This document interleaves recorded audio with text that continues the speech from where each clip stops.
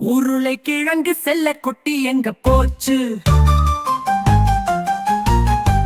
கத்திரிக்காய் கூடையில தூங்க போச்சு. கத்திரிக்காய் எட்டி ஓதக்க அழுதுருச்சு. அம்மா வந்து கொஞ்சினாது சிரிச்சிருச்சு.